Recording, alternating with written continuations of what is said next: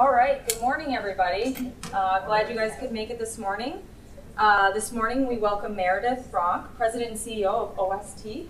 She will be discussing culture as a strategy that defines OST. Culture for your brand or culture in the workplace is essential and vital to success. So without further ado, let's welcome Meredith.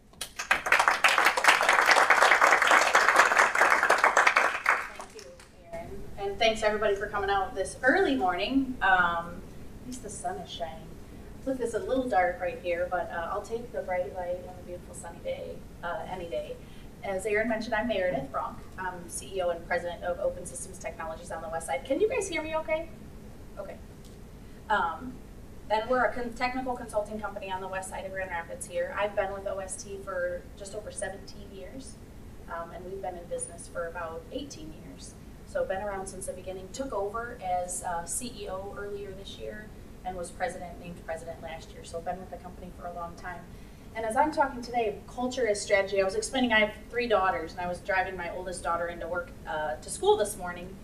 And I said, I have a presentation to give today. And she said, what's it about? And I said, culture as strategy. And she said, what does that mean? And culture as strategy is about using your corporate culture as a strategic competitive advantage. It's more than just having a nice place to work. It's more than just having happy employees. It's more than just, I think the soft and mushy side of what some people think of as culture. It's really about leveraging that corporate culture to create strategic competitive advantage. And for OST, we're a consulting company. We resell other people's products. We bring things together to form solutions that are based in our own knowledge and our own experience and other people's knowledge and experience. We bring those things together. How we do that and how we enable our team to do that creates our strategic competitive advantage. And for us, we define that through our culture. So I'm not a big slide person. I don't like a lot of words, but as I think about what we're doing, a couple of things today. Creating culture as a strategic competitive advantage starts with defining your purpose. I'm a big fan of Simon Sinek. Start with why. We're going to talk about that in just a few minutes, about that, starting and defining your purpose. And then creating explosive and perpetuating belief.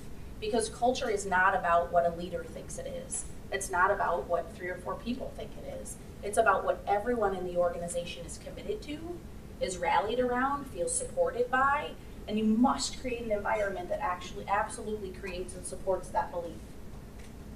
In the middle of a moving target, I was thinking about this morning too in the discussion with my daughter, that culture, creating a nice, fun, welcoming, supporting environment is easy when times are good. Times of change, times of transition, times of challenge, really are the times when a person's true character is often, as you all know individually, a person's true character is challenged, and the same is true for a company culture. So how do you make sure that you maintain that in a moving target? And for us, it's been all around growth, had explosive growth over the last 18 years. But how do you maintain that? I'll tell you a little bit about our story. And admitting shortcomings, that's a big part of being able to maintain that. A big part of being able to be credible and consistent is admitting when you screw up. And then lastly, the idea of reinforcing the purpose. I talk a lot with our team about connecting the dots and connecting the dots and connecting the dots, and how you find everyday ways to find everyday decisions and everyday behaviors and connect them back to your strategy when your strategy is about your culture. Because people can connect that generally to the what they do and maybe to how they do it, but connecting back the why we do what we do in our everyday lives takes reinforcement again and again and again.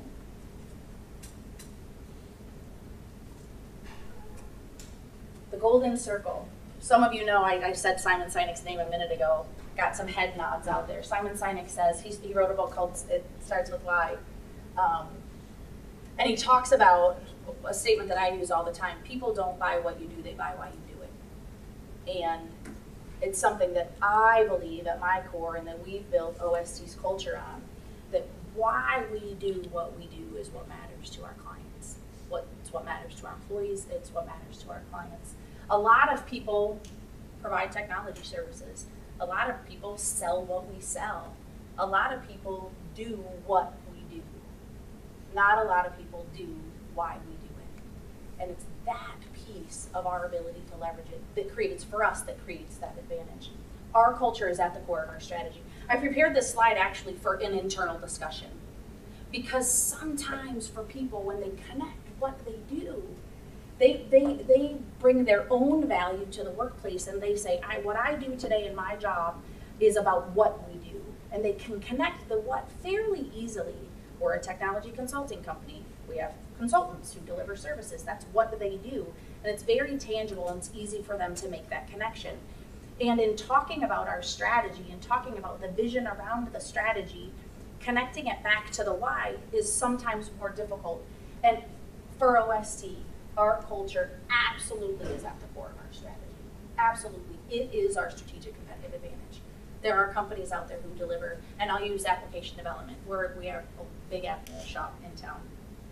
And there are other organizations. We just did recently an exercise where we were talking about what do we think really is our competitive advantage. And I did this, ran our team through an exercise where we talked about all of the things, and we just listed out, brainstorming, listed out all of the things that we think it could be. Our methodologies and our technology and our people and all of these different things that, and whiteboard full of what we thought it could be. And then we went through and filtered it and said, really? Do other people not have great methodologies? They do.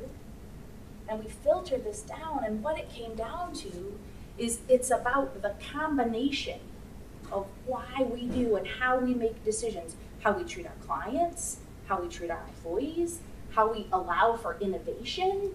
All of those things together is what creates our competitive advantage. And it absolutely is at the core of how we do what we do. It informs the how, it informs the what. Having a group of people who have a really strong purpose is great. It's not a business, right? It's based on that, but you have to do something that the market wants. And you have to do it really, really well. So the why isn't exclusive of the how and the what. It informs the how and the what. Has to be informed by and reinforced by the how and the what. We created this. So at OST, we don't have mission statements, and we don't have these big corporate vision statements, but we have what we call our guiding principles, and there are 4 of them, and these are our 4 guiding principles at OST. The first one is to honor our people and their families first, our clients second, and the company third. To delight our clients, to delight them, not satisfy them, not meet expectations, to delight our clients, to serve with humility, and to embrace entrepreneurship and innovation. Those are our 4 guiding principles. These are the things that are at the bedrock for us of our why. It's how we've expanded our purpose into something that we think is tangible, that people can get behind, that people can behave and conform and set an expectation around inside of OST. And when we talk about honor, I led a discussion. We're trying to expand kind of how we communicate what we do. We've grown incredibly over the last 10 years especially. We added 60 people last year. We have 180 employees altogether. 60 of them were hired in 2014. And which means there's a huge learning curve going on right now too, right? When you have this soft, touchy-feely kind of culture thing that is our competitive advantage, teaching that and allowing ourselves to teach that. And a lot of the people that we've hired are young, maybe first or second job. And one of the things about our culture that I realized I'm no longer on the young side, I feel like I am, but I'm no longer on the young side of that curve, is how do we reinforce the idea that the culture isn't something that the company gives to you. It's something that you belong to. It's something that you reinforce. It's something that you live. And we've created these guiding principles, and we're expanding a little bit in how we define that experience and how that's lived inside of OST to try to be more inclusive, to try to be more representative. So I was leading a session a couple weeks ago, and right, we stole an idea from Netflix, no pride here. Netflix has this manifesto about their culture. It's a 124 slide presentation. It's really great. And one of the things that they did is they took their values and they created these you statements and talked about how you as an employee or you as somebody who buys into this, what's expected of you. So we talked about doing that with our 4 core values. So I led a group, our managers, through this brainstorming session about you statements. Let's make you statements about honor. How and when and where do you feel honored inside of OST? When do you not feel honored inside of OST? When do you, how do you make that choice for others? What do you do about it when you see that there's a problem or that somebody's not living it? How do we do that? So we created these statements in each of these. And so we're rolling out, hopefully sometime in the next probably 60 days, kind of a new 4 slides, so 1 for each of our values, with some you statements in it that maybe helps folks get their head around a little better what it really means to be inside of OST's culture. Because you have to continue to reinforce, continue to connect the dots, and continue to reinvent in some ways how and in what forum and in what medium and kind of how you go about continuing to reinforce how you are and what you are. One of the interesting discussion points for us was we have an honor. Honor our people and their families first. And anyone who has interacted, I think, with OST, clients, partners, family members, former employees, know this about OST. We're not perfect. We don't always do it right. But who we are, that defines who we are. And it was really interesting to me because we have a group of consultants, and as consultants, some weeks are 35-hour weeks, some weeks are 65-hour weeks. There's an ebb and flow into some of how we do what we do. And I was having a conversation with one of our managers recently about, these guys are working too hard. We're not honoring them. And I was like, time out for a minute. Time out, really? Are we not honoring them? Don't they want to delight our clients? Because I presume that they also want to delight our clients and that they're committed to serving as best that they can and that they're going to be creative. So this is the one that we talk about, and this is absolutely a core pillar for us. These other ones are equally important. So framing and reframing, we are honoring our employees, and I assume that our employees want to delight our clients.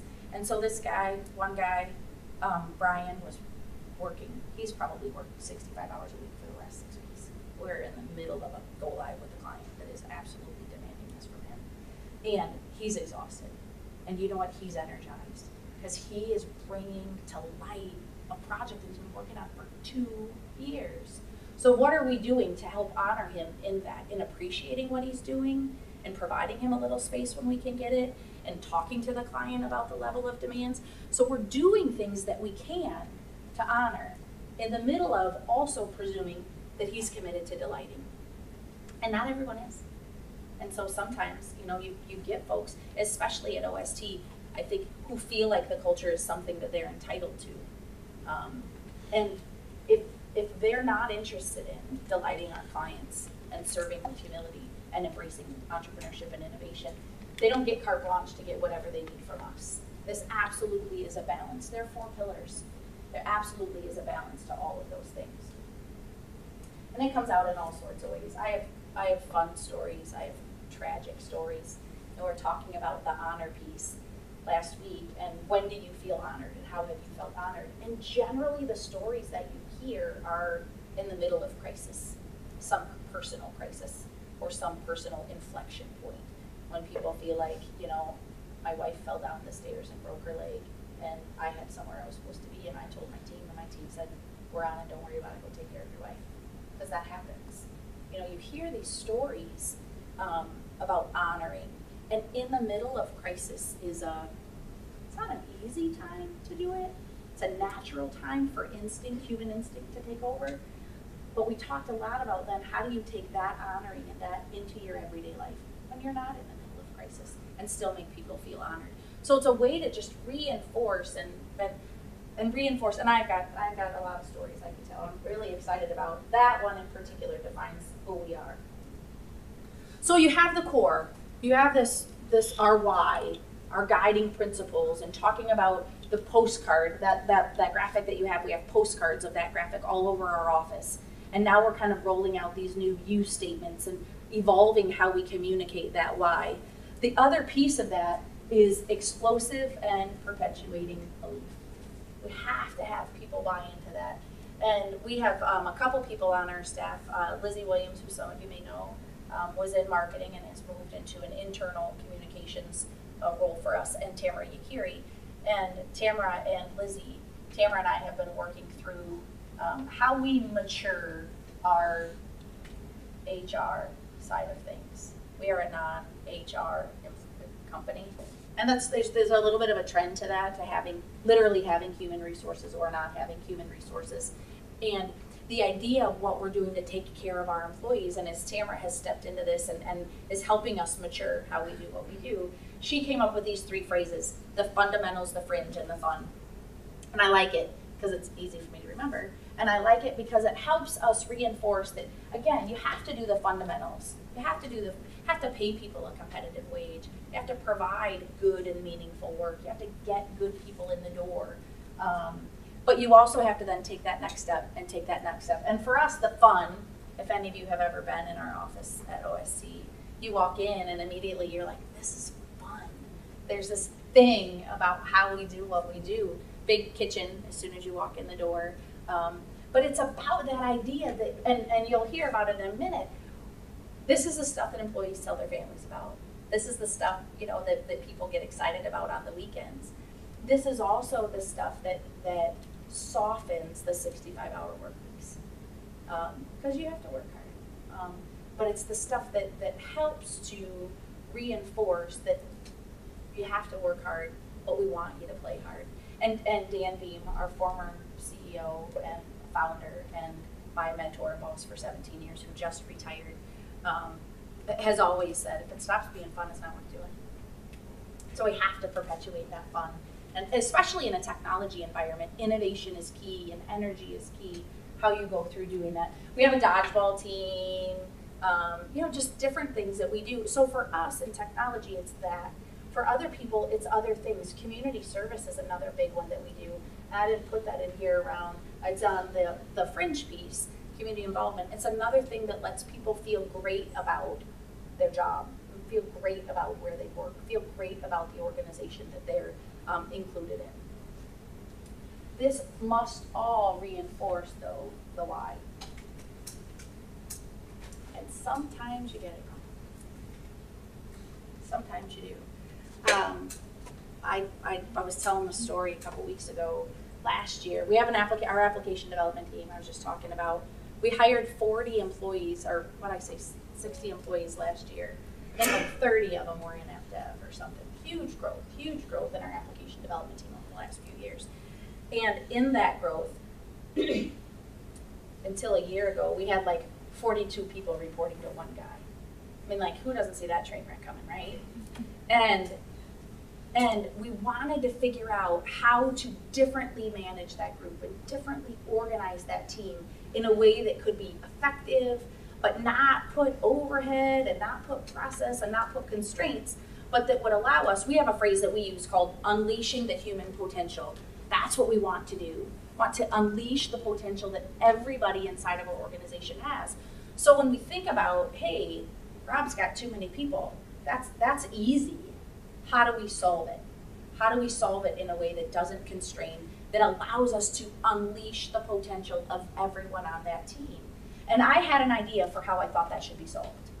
And I shared that idea, of course, with the team. And I thought I was right. And I told people this is what we need to do. And well, I'm not sure, no, this is what we need to do. And my idea was culture and employees first from my cold dead fingers is what I said. Because absolutely we are, that is who we are, and we have to hold on to that. And I had an idea based on that, how it should be done.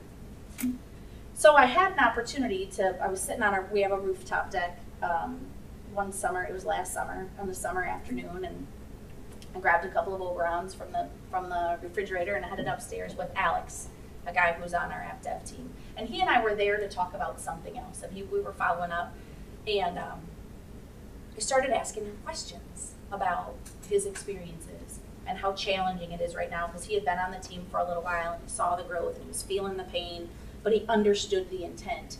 And I shared with him how I thought it should be solved and kind of where I was driving to solve it. And the look on his face, he was like, oh, well, I mean, yeah, probably that might work. You know, he did not want to say, that's the stupidest idea I've ever heard. So he was really soft about it. And as soon as I read that on his face, I was like, tell me what you're thinking. And he explained to me the different roles in his world, the different roles of the people in who I thought kind of should help manage him, and what he thought, how that process should work. And just as we were having this discussion, one of our other developers came out, because it was a beautiful day, he just happened to walk out onto the deck. I'm like, Jared, come on over. And so Jared and Alex and I sat on the rooftop deck. And I started just exploring and having this conversation, and basically they both were saying the same thing, which was contradictory to what I thought. It was a Thursday afternoon. So I get in my car Thursday, and I call John Vansel, who's our Director of Professional Services, and I say, I just had a fascinating conversation with Alex and Jared on the roof. And I think what we're about to do in AppDev is not the right answer. And I know that it was mine. I know that it was mine. I think it's not right. Monday afternoon, a 6-pack of beer and 6 more developers, I want to go back up on the rooftop and talk to some more people about it. And so we explored this with an additional group of people. And I went up onto the rooftop with nothing in my hands. No notes, because I wasn't there to report on anything. I just wanted to have a conversation. And so I opened up the conversation by saying, we're about to roll out this decision. And I'm not sure it's the right decision based on some initial feedback. I want to know what you guys think. So I laid out my idea, because I still thought my idea was probably the right idea. Thought those other 2 guys maybe were just, outliers or something, right? And so I rolled out this idea. Hey, we need somebody else in there to manage. You have a project-oriented structure. My idea was, you guys are working on these long-term projects. The person who owns the project should be responsible for making sure you guys are taken care of. That was my idea. And Carl, who works for us, one of the guys who works for us who was out there, as soon as I put my idea out there, he said, oh my gosh, that's the worst idea I've ever heard. And I just started laughing. I said, okay, now that I'm going to write down, just for the record. We explored the idea. And I'm here to tell you, we implemented what they suggested. And it hasn't been perfect. I don't know if it's been great. But we did, and we followed a course of action that they thought, and I had those 6, and we took 6 more. So we talked to a pretty large swath of the team, and they all agreed what they thought the approach should be. So we pivoted and did what we're listening to absolutely what they thought was going to be the best, because we want to honor our employees. And if our employees are saying the way that I'm going to be honored is this way, that's what we should do. And that's what we tried to do, and that's what we've implemented with some success. We'll iterate. We'll continue to figure out how to do what we do and how to do it as best as we can. But we have people who were bought into the idea because it was their idea. They understood our intent. We reinforced the intent. We reinforced the idea. That was the whole process of that discussion. And not only to say, I don't know whether or not it's going to work. It might work better than the idea I had, but you all think it's the right thing to do. Clearly, it's the right thing for us to try. And that idea that says, I wasn't going in to try to convince them what I thought the idea was. I needed to listen. I talk all the time about leaders as learners and teachers and learners and teachers. Mike's going to roll his eyes because he's heard me say it 100 times lately. Learners and teachers, we're constantly learning as leaders. We must be constantly learning new information all the time. You have to be open to the idea that you don't have all the answers. You must, to be credible. And in that, teach. So the opportunity that I had on the rooftop was a learning opportunity for me. I gained a new insight. I also was a teaching opportunity for me to say, I'm president of the organization, and I'm sitting in front of 12 people saying, I'm wrong. I'm wrong, I'm listening, and I want to try something different. So you as a manager, or you as a developer, or you as somebody else sitting at that table, they're going to say, Meredith admits when she doesn't get it right. I can and should admit when I don't get it right. So even in that moment, I was learning and I was teaching. Learning and teaching. You have to do that. Fix it, admit it, move on. Absolutely all day long. If you don't admit when you're wrong, and you all know people, maybe you are one of those people. If you don't admit when you're wrong and everybody else knows it, you lose credibility immediately. Absolutely immediately. So you have to be willing to do it, especially for us, especially as it relates to your culture, especially as it relates to something that's very intangible. Because if you act contradictory to something that's a little bit intangible, people form new ideas about what it really means because they can't see it and they can't touch it and they can't feel it. So we don't always act in a way that honors our employees and that delights our clients. We don't. We don't. We're imperfect people. And when we don't, we say, man, that was not consistent with who we say we are. Because everyone else is going, that was not consistent with who we say we are. You have to say it and know it and recognize it so that they can say, but they're still committed. Especially when it's intangible. I put this together. I put this slide together. And I put it together in talking about us as leaders and us as an organization and the organizational cycle of learning that happens in growing. And the week that I was putting this together for us as a business, I had a chance to also get in front of a leadership class at Alma College, which is my alma mater. I used this as an individual leader development path also. So I think that this cycle is reflective of what an individual can and should do and what collectively as an organization is possible. And it starts with defining your purpose, creating belief, communicating over and over and over again what that purpose and belief is, behaving in a way that's consistent with that. Because if you don't do this, none of this matters. Behaving in a way that's consistent, maintaining a commitment to doing that over and over and over again. Deciding who your influencers are. This is a term that we use a lot. Who your influencers are. I was talking about it when we talk about it organizationally. These are people who aren't managers, but they're the people. As when I was talking to the class at Alma, one of the professors asked me afterwards for the benefit of the class. So we have graduates who are about to walk into an organization, and you're saying they need to find out who the influencers are outside of titles and managers. How do you decide who those people are? And I said, I think you would do it as an individual the same way we do it at OST, in a group. When something happens, or something is going on, and I use our company call as an example, or something where you get some big news and everybody hangs up the phone, who's the first person that everybody turns to and says, what do you think? That person is your influencer. Find those people and make sure that they are bought in to what it is you're doing and how you're doing what you're doing. Personally, that's true.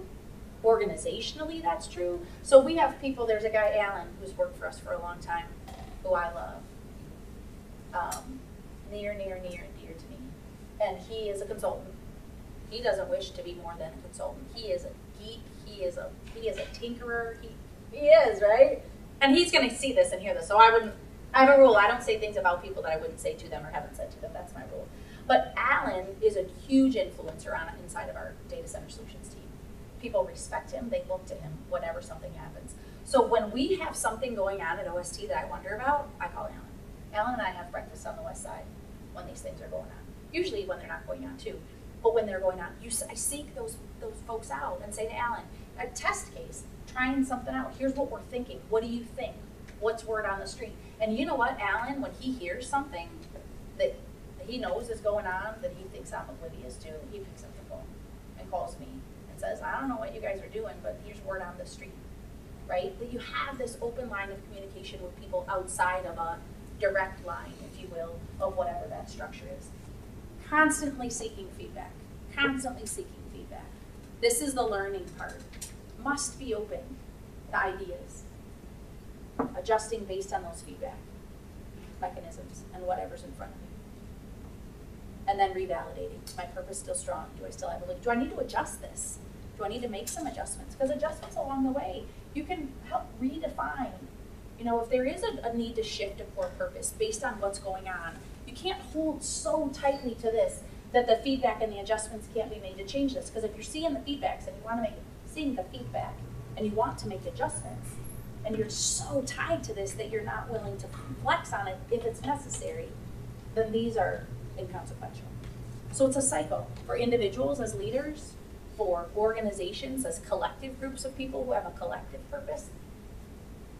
Connecting, reconnecting, and connecting and reconnecting over and over and over again. Absolutely necessary. I spend a lot of my day right now reconnecting the the dots. We talk about, and I'll give you one story, we talk about growth. We've grown 30% compounded annual growth for 12 years or something is the statistic. And people talk about our growth, and we have growth goals. And we want to grow, and the growth goals are numbers. They're revenue, they're employees, they're number of offices, they're things that are very metriced. And every time I talk about growth, I have to remind people why we want growth. Growth is vibrancy. Growth is new ideas. Growth is us being able to continue to stay relevant so that we can continue to honor you and provide you with a challenging, absolutely fantastic work environment. Growth isn't about the numbers. The numbers are a reflection of whether or not we've done what we need to do to honor, which is providing an absolutely fantastic, sustainable place to work for a long time. So, but people don't know intuitively, and I'm like, oh my gosh, how many times have I said this, right? Intuitively, people don't know. They think growth, and they see the numbers, and we present numbers, and we talk about numbers and numbers and numbers because they're easy. You have to continue to reconnect the dots for people back to the strategy. You have to continue to do that and reinforce that idea. So now people are going, growth, growth, growth. Well, yeah, growth is vibrancy. Amazing. Growth is vibrancy. Growth is vibrancy. Find a little phrase, something like that, that helps reconnect the dots. Now, those are the kind of things that you have to figure out how to creatively communicate, make sure that you're behaving with, and stay committed to how you're doing what you're doing. So I'm going to leave you with this. I was reading an article recently in Fast Company magazine, and the article was entitled Find Your Mission. And in it, they highlighted some big companies who have rallied around a core purpose. And one comment stuck out with me, and it said this: purpose is at the essence of why firms exist. There's nothing mushy about it. It is pure strategy. Purpose is very idealistic, but at the same time, very practical. So it's a great reminder that although corporate culture can feel mushy, it absolutely is all about strategy. Thank you.